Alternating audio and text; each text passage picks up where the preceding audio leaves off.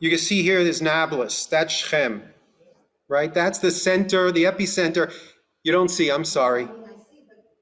Okay, the screen is not, the projector is not so great, but suffice it to say that Nablus is over here. What I'm going to do is turn on this. Now we see the layout, and you don't see it very well, but if I turn it on its side, okay, so here we have, what do we see here? This valley here that cuts right down the center of the country. In other words, this is actually the water divide of Israel. Water that falls into this valley goes down to the Jordan. Water that falls on this side of Har Gerizim is going to go down to the Mediterranean. Right? Here we have Nablus right smack in the center. Right? And here we have Tzomet Tapuach is what we're all familiar with. We had a pigua there just not too long ago. But this valley is, we can call it Emek Shechem. It's also called Machmatat.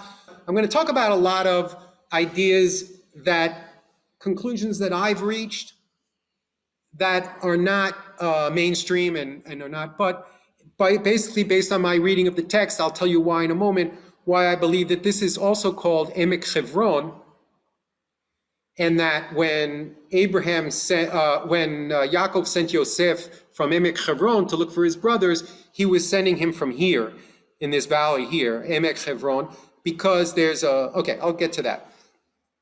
And then we go a little bit further to the northeast, right? And we take a turn here, and we have this valley that goes all the way down, straight down to where? To the Jordan Valley. You see that?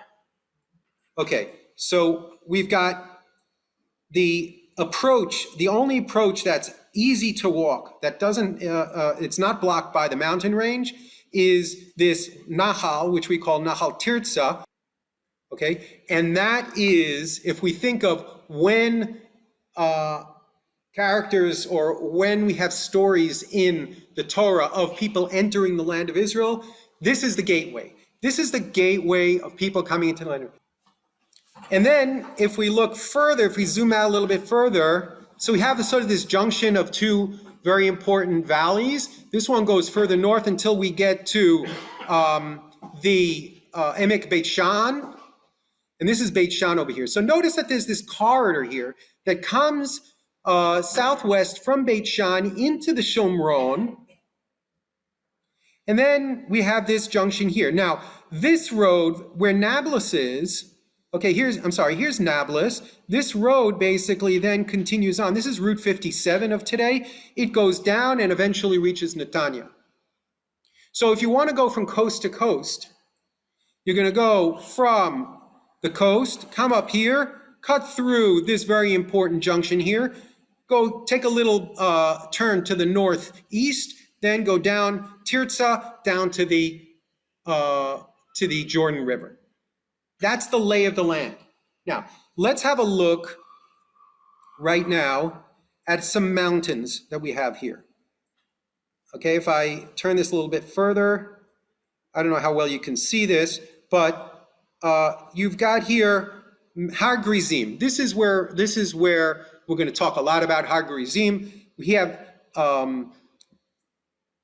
Nablus or Shechem in the valley, and Har Gerizim on the south, and this mountain here to the north is called Har Eval. Those are two mountains, and then what we're going to do, and I hope when we go on the tour, we will start on this mountain here. This is Har Kabir. Okay, we're going to go to this point right here, which is a high point. Then we're going to have a panoramic view of, we'll see Nahal Tirza, we'll see Emek Shechem, and we'll see Shechem. And the fourth mountain is this range right here called Jabal Jdoa or Har Gidonim, right? Gidon, the famous Gidon. And we have a few very important places on that mountain range, including the tomb of Elazar Tamar. That's why we have the Yishuvi Tamar located right there. So we're going to come, the way we're going to arrive when we come is we're going to come with Route 60, okay? We're going to come through Kedumim, We're going to take a right. Route 60 takes us around into the valley. I don't know if you're following me, but then we're going to hit the road, turn left, and before we get to the ascent here to Har Gerizim, we're going to turn right, then turn right, and we're going to go around past Itamar, that's Jabal Jdoah, and we're going to go down into this valley. What's this valley called? Very important. It's called, Beit Dajan. What is Dajan? Can somebody suggest what Dajan is? Dagan. What's Dagan? Right, thank you. Dagan is wheat, is grain. So this is a very important valley because if you think of the affluence of the kingdom of Israel, it all comes from, of course, the produce that they're growing. And look at the size of this valley; it's really quite immense.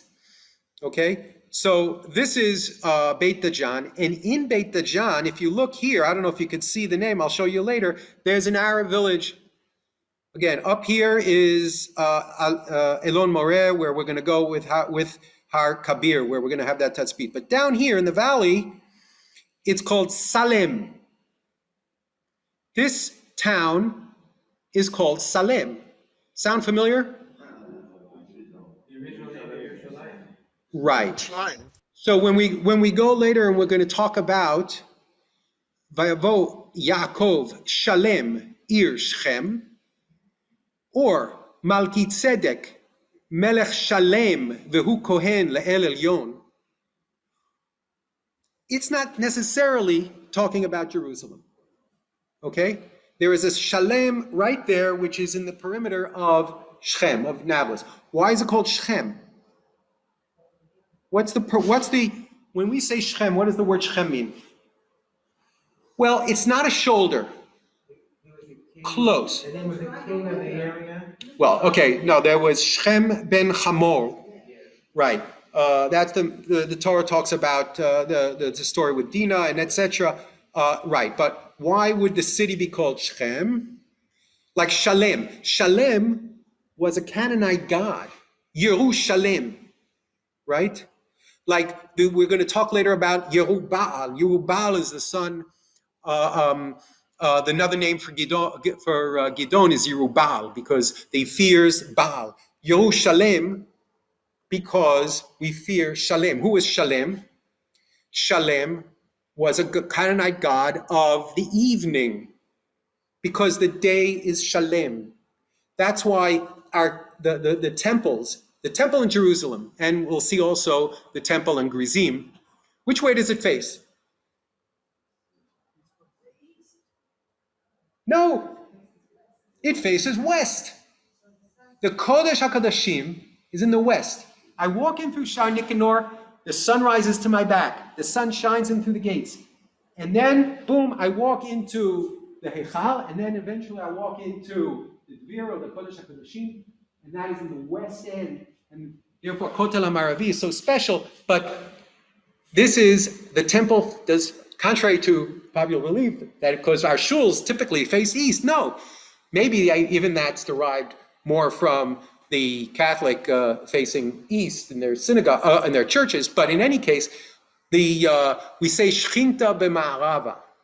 The Shekhinah is in the west, and so Shalem is the name of a Canaanite deity of the sunset, of the evening. Right. Anyhow, but the fact that we have Shalem there is a very clear, it works very well with the Psukim. If you understand the lay of the land, then all of a sudden things start popping out from the text as making sense, right? So let's go back to our presentation. That was a little bit about the geography. Again, here you have that valley, right? You've got Shechem right here. You've got, we'll talk about Tirzah later, but this is the north-south. This is Nahal Tirzah, or Wadi Furan, that goes down into the Jordan. This is what we call Gesher Adam. Gesher Adam is the bridge that crosses over the Jordan at that location, right? So we're going to be able to stand on Har Kabir. We're going to see down.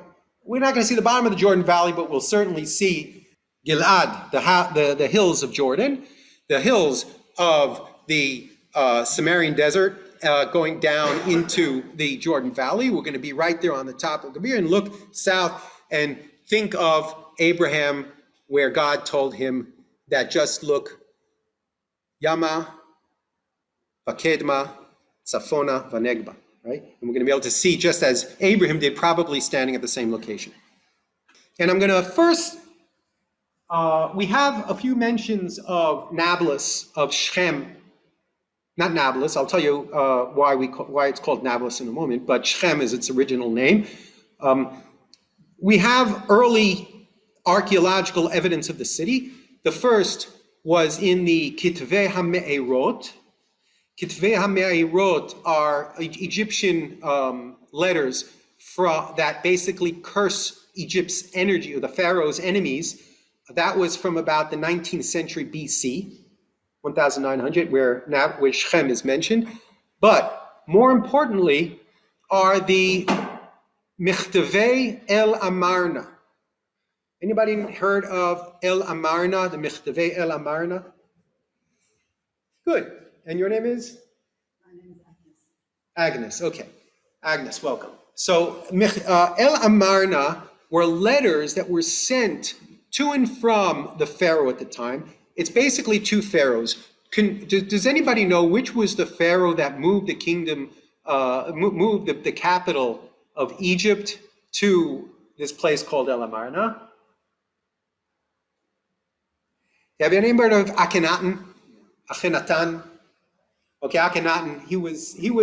They say that he was a monotheist. He was a revolutionizer. He changed a lot that was going on.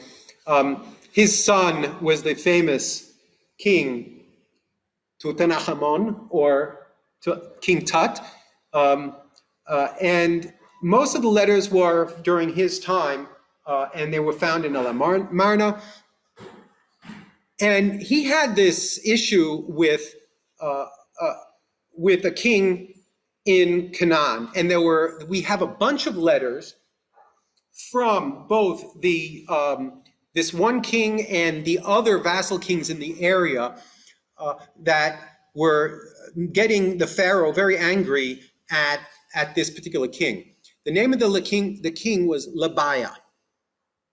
Okay, Labaya Melech Shechem, and he was attacking a lot of the cities. He was hiring mercenaries to fight against these other cities. What do they call the mercenaries that Labaya hired according to these letters? The Hebiru. Anybody ever heard of the Hebiru? Sounds a lot like the Ivrim, doesn't it? So it could be maybe there's a connection here between the Hebiru and if we later look, and maybe, I don't know if we're going to have time today, but learn the story of Avimelech. Who knows who Avimelech was? Avimelech was the son of Gideon, and he massacred his 70 brothers so that he should take the king. He was the son of Gideon, and Gideon had 70, and he went and he did a pact with the people of Shechem, and we're going to talk about it a little bit later. But what I would love to do is maybe meet on other occasions where we can sit down and analyze the psukim and see how Labaya might actually have been Avimelech, because the stories that we see in the letters, archaeological evidence, are very much in parallel with the stories that we read in the Tanakh. Okay, so that's Labaya Melech Shechem. Some others say that actually Labaya was King Saul, was Shaul HaMelech. Let's talk about Abraham. Okay, Abraham. Vayikach Avraham et Sarah. This is Lech Lecha, right? We have Parshat Lech Lecha. Lech Lecha mi'artzecha mimoladetecha mibeit avicha el haaretz asher eka. Right? So Vayikach Avraham et Sarai ishto v'et Lot ben Yachiv v'et kol rechusham asher rachashu v'et hanefesh asher asu becharan. So where was he? In Haran. Where's Haran? It's more like Syria. Northern Syria. He's coming from the northeast. In any case, when you come from Mesopotamia, you come that way, right? And how do you come? When you arrive, you go down from Damascus, going south along the Jordan Valley, and where are you going to come into the land? Through Nachal Tirza.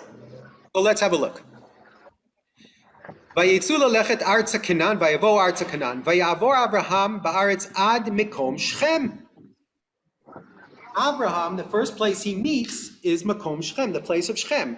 Ad Elon Moreh, in the plains of Moreh, Vaknani az ba'aretz. Vayera Adonai el Avraham. God appeared to him. Vayomer lizar'acha eten et haaretz hazot, vayiven sham mizbeach laDonai hanir'eh elav. So God appears to him and tells him that to your seed I'm going to give this land. So what does he do? He builds a mizbeach. Where was he? Makom Shechem. Then it says, Vayatek misham hahara, mikedem leBeit El, v'yat ohalo, Beit El miyam, v'ha'ai mikedem, vayiven sham mizbeach laDonai, vayikra b'shem Adonai. So he then moves to the mountain. Where was he? He was in Shechem. Vayetak hahara, he goes up the mountain. We know that Gerizim was, if we read the stories throughout Tanakh, especially these stories of Shechem and the stories of Avimelech, etc., they built on the mountain a temple or a mikdash to what they call Beit El Habrit. We know the stories later about Yaakov and the Sulam, where did it take place? He called the place Beit Ein Zeh Ki Im Beit Elohim Zeh Sha'ar HaShamayim. So Jacob also, when he's leaving the land, he stops at Beit El. That's where he builds. That's where he also sets up a Matzeva Arabi. And so too Avraham. And it's interesting. Beit El Miyam v'ha'ai mikedem. If I can just, let's talk about Beit El for a moment. Okay, here we have, I hope you can see it. We've got the valley, here's the valley. Here we have of Shechem, Nablus. Tel Balata is over here, that's the Tel of Shechem. We'll see it with our own eyes when we stand on Mitzpeh Yosef and Har Gerizim looking down into Shechem. Okay, that's over here. This is where we're going to stand to see from Mitzpeh Yosef. But here's the temple on Gerizim. And here is the community of the Samaritans. We're going to start talking about Samaritans soon. The community of the Samaritans is called Kiryat Luza. Why would it be called Kiryat Luza? By the way, this community was set up recently. This community was built after the first Intifada, about the 1980s. The Samaritan community moved from Nablus and came up because they weren't getting along too well with the Arabs. So they moved out of Nablus and set up, and with the help of the state of Israel, right? Yitzchak Ben Tzvi, the first president of Israel, was very excited about the Samaritans. He thought that this is our view into our real ancient past from an Israel perspective. So he took upon himself to commit the state of Israel to support and help the Samaritans. They moved up and they built this community called Kiryat, but they called it Kiryat Luza. Luz Shema Ir Larishona. That's right. Beit El. Then, if we think about the many places in the Tanakh where it mentions Beit El, it says Luz Shema Ir Larishona. Luz was the name of the city originally, and on the mountain on the north end, I haven't really identified the location, but there's a Khirbat Eluza. There's a Khirbe that the Arabs called Khirbat Eluza, and usually these names do reflect ancient locations. The names do carry weight if they're of the Arab identities, especially if it's a Khirbe, right? And then, what is an Ai? Well, if we look later on, the Battle of Ai, where, and it's Mikedem le Beit El. Ai is Mikedem, is east of Beit El. But if we read the story in Yehoshua, we will see that immediately after the victory at Ai, that Yehoshua succeeds in defeating the people of Ai. They draw them out. I don't know if you remember, right? Because at first we get beaten, right? We try to attack, we fail. Second time around, he sends an ambush from the back, he sends soldiers, and the people of Ai think that this is just another repeat. The people of Ai come and chase after them. They draw them out, and then the people that were in ambush come in and sack the city and burn it down. That's the story of Ai. Then right after that, Yoshua, I think I might have a slide, he offers a sacrifice where? In Shechem, or is it Harival, maybe Harival, let's see.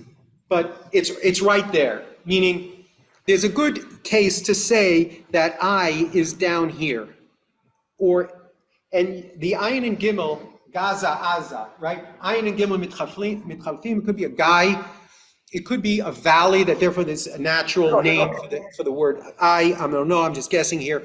But this is the valley, and Vu'ulam Luz Shem Ha'ir L'Rishona, it makes sense for Chirbat Luza, and that's a little bit about Abraham. We talked about Abraham. Let's go on. And then Abraham, he has the battles with the 4 kings, right? The 4 against the 5.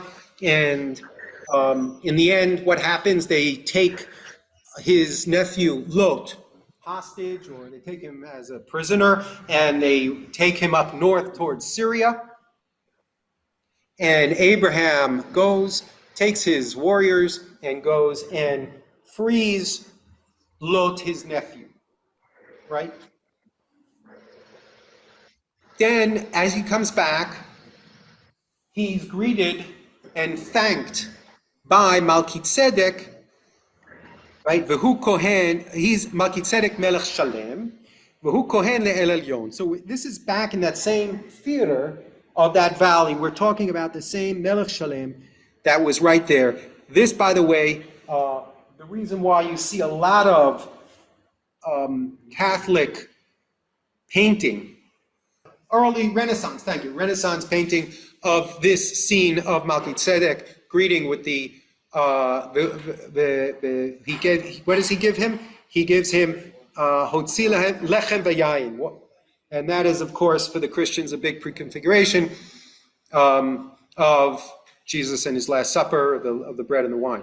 So that is why the picture's there. So that's, again, Salem and Shechem. Let's keep reading on. Now let's go on to Yaakov. So we spoke about Abraham, and now we're moving on to Yaakov. So we're up to Jacob. Jacob, what happened? Jacob stole the blessing from his brother Esau, and he needed to flee. And he went up to Haran, back to in Syria, right? He went back up to Haran, and on his way, he stops as he was going north, and he has his dream of the angels going up and down, Jacob's ladder. Then he spends how many years with Lavan? And on his way back, he's now coming south. Again, from Haran, you come south along the Jordan Valley, and you go up into, and then Vayavo Yaakov Shalem Ir Shechem, Asher Be'eretz Kenan Bevo'o Mipadan Aram, from Aram, Vayichan et Pnei Ha'ir. What's interesting is, Vayiken et Chelkat HaSadeh Asher Natash Sham Oholo.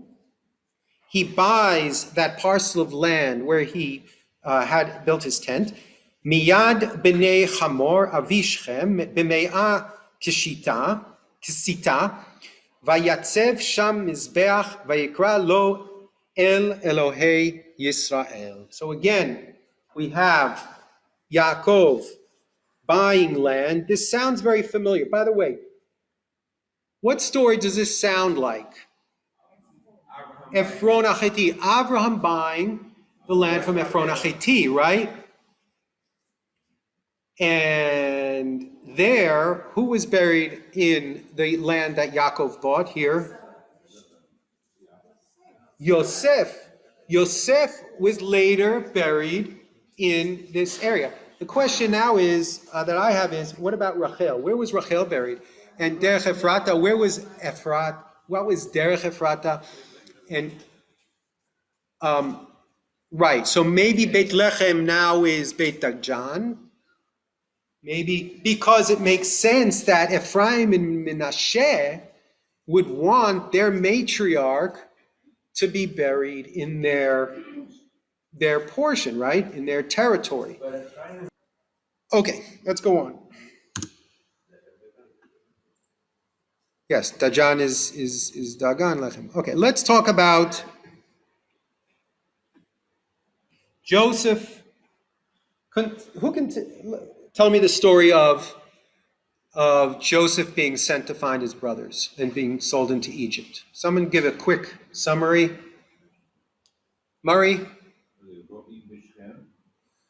Right. Now, where was, it says that Joseph, Joseph, this takes place in Emek Chevron, and from Emek Chevron, Yaakov sends Yosef to find his brothers, Sheroim B'Shechem. He sends him from Emek Chevron to Shechem. He gets to Shechem, he meets the person wandering there, and asks them where my brothers are, and they said, they are grazing in Dotan. Go to Dotan. He goes to Dotan. The story ensues where you have the pit. The brothers throw Joseph into the pit and then pull him out and sell him to the Orchata Yishmaelim. Where were the Orchata Yishmaelim coming from? The Gilad. Sheodumia Gilad. They were coming north from southern Arabia, coming north, coming down the Gilad, the hills on the Jordanian side, crossing over the Jordan, and going up into Canaan. Where were they going? What was their destination? Egypt. Let me ask you a question. What are they going from the Gilad, from Arabia, going up to Dotan? What are they doing there if they want to go down to Egypt? That makes no sense. And how far is Egypt? Hundreds of kilometers. That doesn't figure, right? Well, let's ask another question. Back in that period, we're talking what we call the bronze, the late bronze. Who was in charge in this region? Who had garrisons all over the place? Egypt. This was part of the Egyptian Empire. Right? So if we look here, let me jump ahead a slide. We've got Ramses sitting on his throne with the cobra and the whole deal. We've got hieroglyphics with Stella talking about the success of the pharaohs. Where was all that found? Anybody? Beit Shan. If you've been to the Rockefeller Museum in Jerusalem, you would have seen these. Okay, so Beit Shan was an Egyptian garrison. And where is Dotan? Dotan is right here. Here's Beit Shan, here's Megiddo, also Egyptian control. So the Orchata Yishmaelim, they were destined to Egypt. What was Egypt? Either Beit Shan or Megiddo. My guess, Beit Shan. If that's the case, then Joseph was sold where? There. Potiphar, etc. Brothers going down. Abraham, when he went to Mitzrayim, I neglected to put that slide. Who yarad Mitzrayim, he went down to Mitzrayim, and who ala leKanaan. In the Torah, the Aliyah and Yeridah has nothing to do with north-south. Maps were oriented to the north only in the Middle Ages, when the Europeans, thought that they were, of course, had to be at the top of the map. But in general, east was always the top part of the map. So what was lalot lared? It means from the mountain, going down into the valley, so you have all of the mountains of the Shomron, going down into Beit Shan. And then when Abraham left, I'm surprised I didn't get this. When Abraham left Beit Shan, left Egypt, Abraham goes, the story with his wife, he says that Sarai is his sister, the Pharaoh, whatever, Negaim, and then when Abraham leaves, it says, Halach v'nasa negba. Abraham, when he left Mitzrayim, which way did he go? To the south. Sorry? Negba. Abraham was also told, for us, a Yama, to go and see. Yama, yes. So you're saying that when it says Mitzrayim, it doesn't necessarily mean It's not the Nile Delta. it's not Egypt proper. It's Egyptian garrisons in other parts of the country. That's what I believe. That's what I'm suggesting. Right? And that the whole story of Yetziat Mitzrayim, and the story of we're talking about if they left Egypt and they went to, where did they go? To the Yam Suf. Where's Suf? You don't have Suf, you don't have reeds down in the Red Sea. You've got Suf in the Yarden. Ben Migdolu, Ben Baal Tzafon. North. So all of this, so I'm just suggesting here that who knows where Egypt, what the Torah meant by Egypt at the time. They built cities, they built towns here. Arei Miskenot. What are Arei Miskenot? No. They're storage cities. They're storage cities. If you go to Megiddo, you'll see that it's got big storage bins. And in all of the ancient Egyptians, they were collecting taxes, and that's where they stored all the grain that they collected. Arei Miskenot.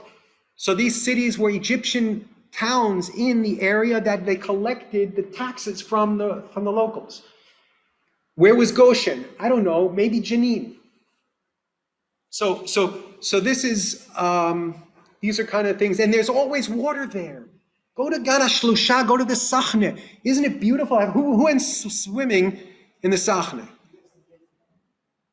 It constantly flows with water. Right? If you're up in Canaan, you have no water, you're going to go down, right? That makes sense for the story of Abraham. So again, we have the stories of Vayomer lo lech na re'eh et shalom achecha ve'et shalom hatzon v'hashiveni davar vayishlachehu me'emek Chevron. Okay, Emek Chevron.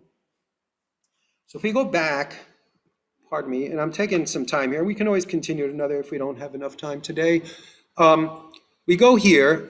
Here we have Askar. This is one of the Machanot Plitim. This is, again, we're in the area of Shechem. Here's Shechem, Nablus, Tel Balata over here, Askar. And then we go further south, and we're going to come in with this road. No, we're going to come in with this road, 60, turn left. And we're going to pass by on the left side, Kfar Khalil,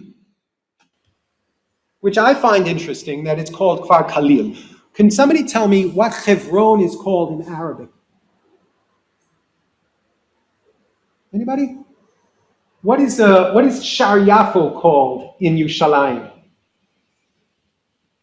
Bab el Khalil. Because of Khalil, what does Khalil mean? A friend. Hebron is the place of the Chaver, which is Abraham, according to that tradition, right? Khalil is Chaver. Hebron, Chaver. By the way, the word Abraham might be the same shorish if you swap the aleph for the chet, where you have the same Chaver in Hebron and Abraham. They might all be related. Now, but here, interesting that now we have Kfar Khalil, which might have evolved from that same term, Khalil, which would mean that you have, of course, Hebron in Yehuda, and there are stories, perhaps David's capital city was Hebron, but down in Hebron, Yehuda. Maybe the Hebron mentioned by Yoshua refers to the Hebron in Yehuda. However, Emek Hebron, where Yaakov was, when he sent the brothers, when he sent Yosef to look for the brothers, he sent them from Emek Hebron. And Emek Hebron, look at this beautiful Emek. Up, what does he do? He goes up, because why would the brothers take the sheep 100 kilometers from Hebron in Yehuda for grazing? It doesn't make sense. Look at the text, look at the geography, and see if it makes sense. Where is Dotan? Up north by Jenin. Where is Hebron? Down south towards Beersheba. There's plenty of grazeland in the area of Hebron. No need to go all so far. So what I'm suggesting here is that he didn't send him from Hebron in Judah, but he was sending him from Emek Hebron, which is right here, goes up. Where did the brothers go? Grazing in Shechem. So if you're down here, you go north, this is where they're grazing. He sees the guy, no, where are they? They're up in Dotan. Now things make sense. Look at the lay of the land when you read the text. That's all I'm saying. And things kind of jump out at you.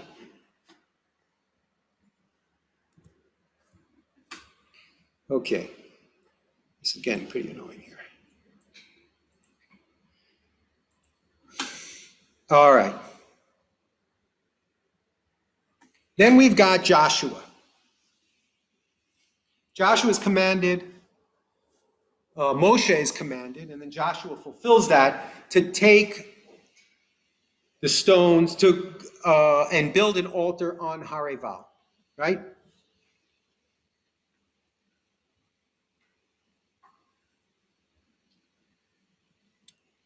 So remember I mentioned Befat the Milchama with Ha'ai, Vet Melech Ha'ai, I grabbed the last pasuk of the story of the battle of Ai in Yoshua. ואת מלך העי תלה על העץ עד עת הערב וכבוש השמש ציווה יהושע ויודיעו את נבלתו מן העץ וישליכו אותו על פתח שער העיר והקימו עליו גל אבנים גדול עד היום הזה. So somewhere in the area there's some גל אבנים that Joshua. Now, אז יבנה יהושע מזבח לאדוני אלוהי ישראל בהר עיבל. Right? Which would mean that Eval and I probably, again, this is just conjecture, but that there are somehow proximity to each other. כאשר ציווה משה עבד אדוני בני ישראל ככתוב בספר תורת משה מזבח אבנים, as God commanded Moses that you should build a mizbeach avanim shlemot. They have to be unhewn stones. אשר לא הניף עליהם ברזל. ויעלו עליו עולות לאדוני ויזבחו שלמים. ויכתב שם על אבנים את משנת תורת משה אשר כתב לפני בני ישראל. You should write on the stones the Torah of Moses. Right? וכל ישראל זקניו שוטרים בשבתיו עומדים מזה לארון נגד הכהנים הלוויים ונושא ארון ברית אדוני כגר כאזרח חציו אל מול הר גריזים וחציו אל מול הר עיבל. Then you have the famous story of the Kehillat and the Brachot where God commanded Moshe already in Parashat Re'eh, right? Et habracha al har gerizim ve'et hakilala al har ival halo ema be'ever yaden, right? Derech mevo hashemesh. What's derech mevo hashemesh?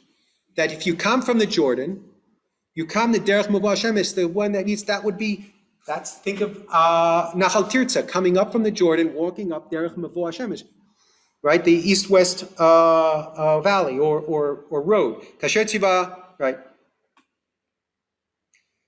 Lo haya davar mikol asher tziva Moshe shelo kara Yoshua neged kol kahal Yisrael v'anashim v'ataf ager v'holech b'kirbam. So I'm showing in this picture, these pictures here. So I was fortunate enough to be able to go and daven at Mizbeach Yoshua on Har Eval for sunrise. It was quite an experience.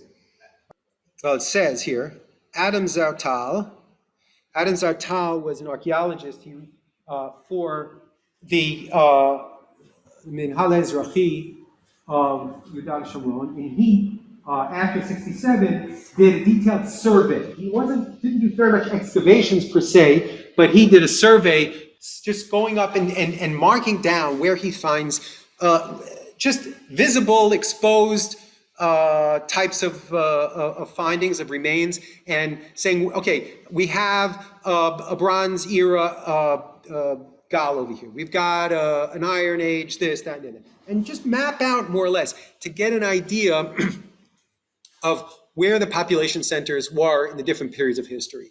Adam Zartal came upon this Galabanim, so to speak, this pile of stones, and started wondering, what the heck is this? He started noticing a few things. First of all, there were a lot of bones, charred bones, hidden in this thing, or buried, and those bones were of certain kosher type animals, sheep and goats mostly, a couple of cows, and what are they doing here? And you also notice the shape, and he kind of like drew it out. And then when he was back in Shomron with his colleagues, his assistants come over and he says, this looks kind of familiar. And then he pulls out a Mishnah of Zvachim or whatever and talks about the design, or maybe a Masechet Midot, about what the altar looked like. He says, hey, that's an altar. And maybe and given the dating that he did of the bones, with carbon dating, he reached the conclusion that this was a Mizbeach from the time of Yehoshua.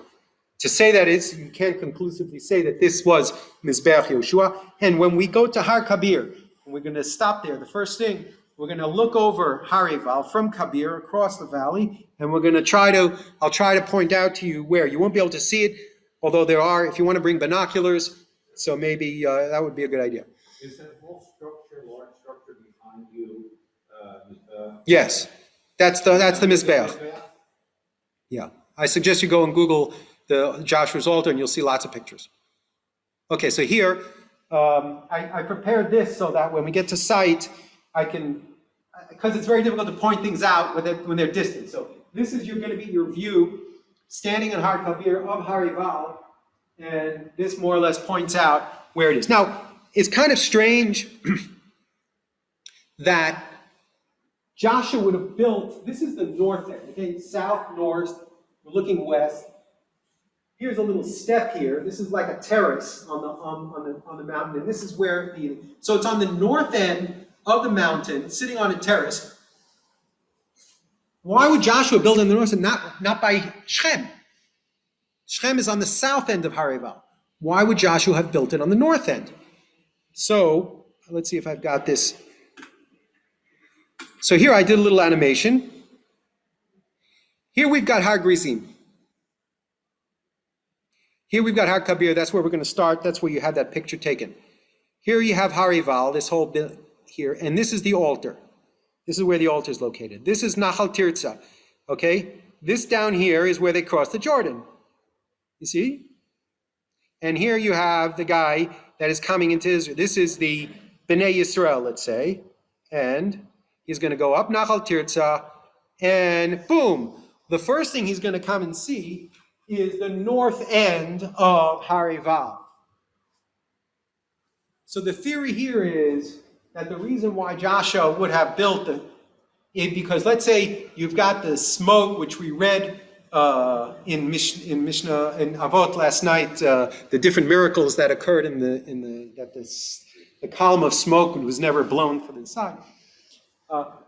This would have greeted, Joshua would have built it, and then in Knisa La'aretz, the rest of the people or anybody coming in would be greeted into the land of Israel, into Canaan, with the Mizbeach. So that's why it would have been at the north, because Tirza basically hits the north end of Eival. Then you have to take a left turn to the south in order to continue on to the west. Okay? This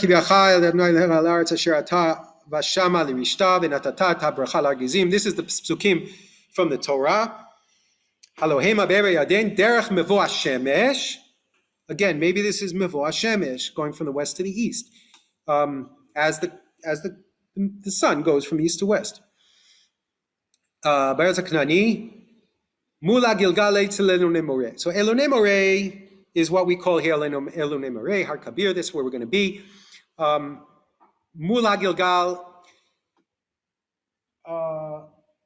The same Adam Zartal identified in the Jordan Valley where Tirza, right opposite Gesher Adam, where Tirza hits the Jordan, a site called Atara Sandal.